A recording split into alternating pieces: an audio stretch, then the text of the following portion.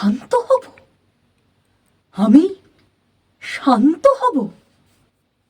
কার মতো? তোমাদের ভগবান শ্রী তথাগতর মতো শান্ত হব? ভিক্ষুণী, আমার সব চলে গিয়েছে। চিত্র, আমার রাজপুত্র, সে আমার চোখের সামনে দিয়ে রাজার দুলাল পথের ভিক্ষু হয়েছে।